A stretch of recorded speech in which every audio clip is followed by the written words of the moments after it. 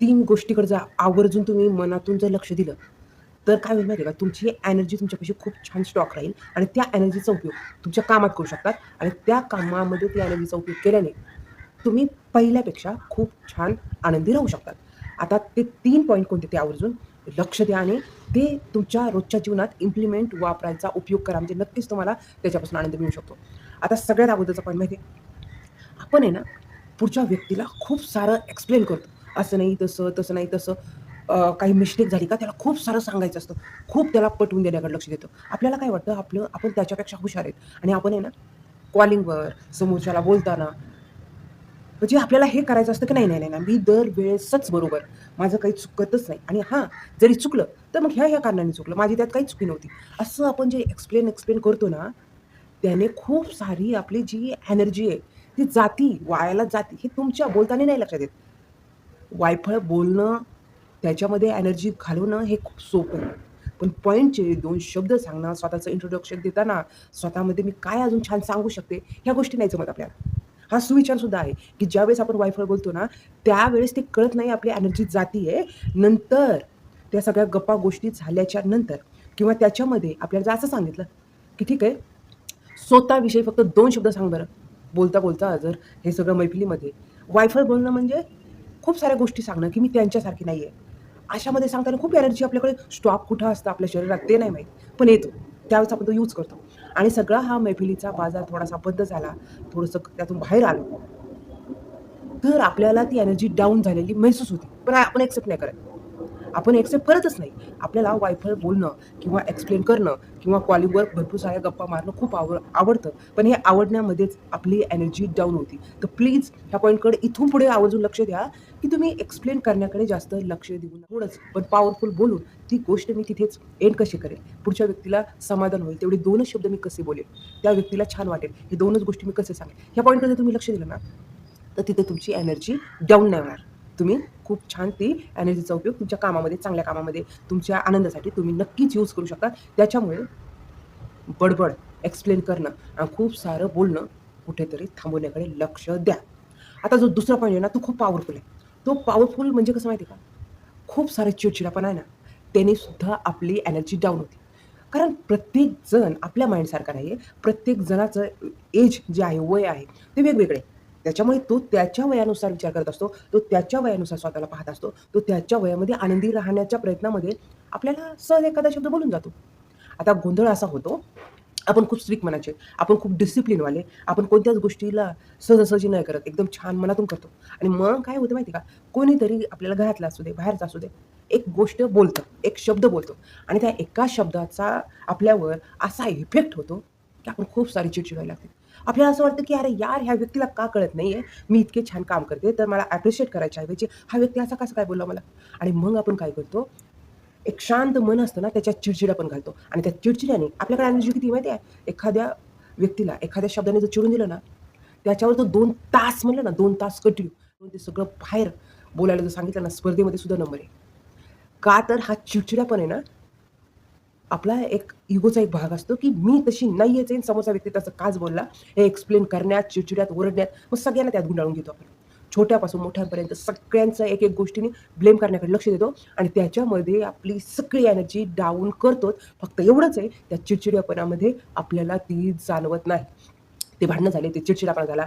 घरातले व्यक्ती जे आहेत, ते आपापल्या कामासाठी बाहेर निघून गेले आणि ज्यावेळेस आपण एकटे असतो, त्यावेळेस आपल्याला खूप दमल्यासारखं वाटतं आणि आपण विचार करतो, की मी खरंच बरोबर होते, म्हणून ते एवढे चिडले होते.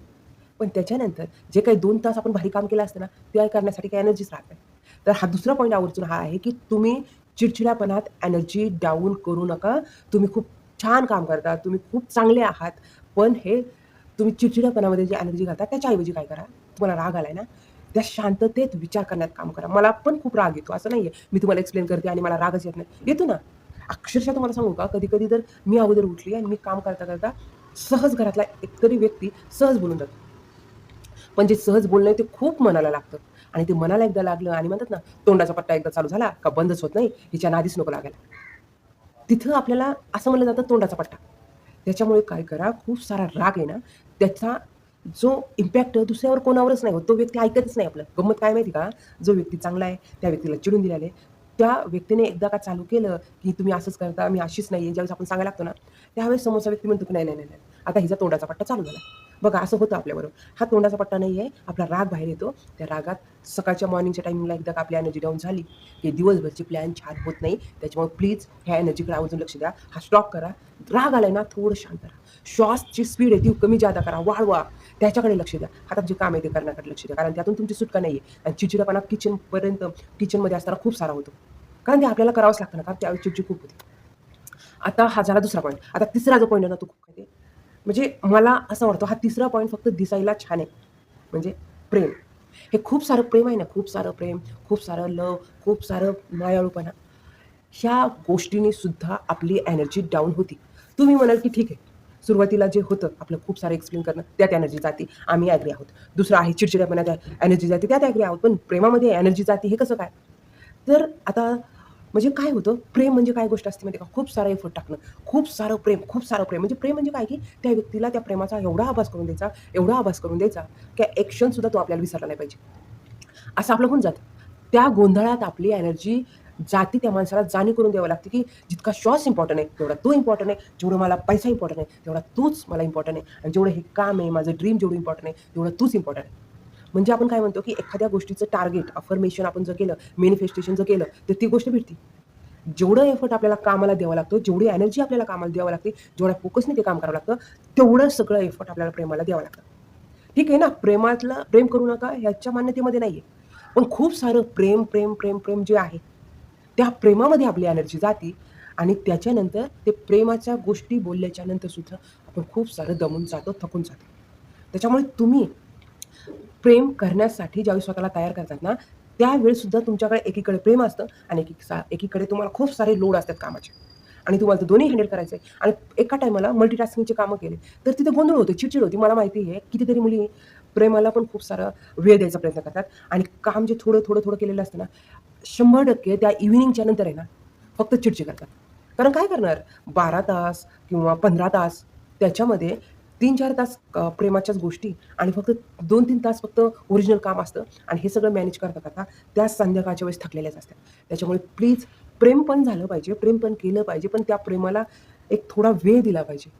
फक्त प्रेमानेच आपल्याला खूप साऱ्या गोष्टी भेटत नाहीत. ओरिजिनलच काम करावं लागतं. त्याच्यामुळे 3 पॉइंटकडे आवर्जून लक्ष द्या. चिडचिड्यापणाने एनर्जी जाते.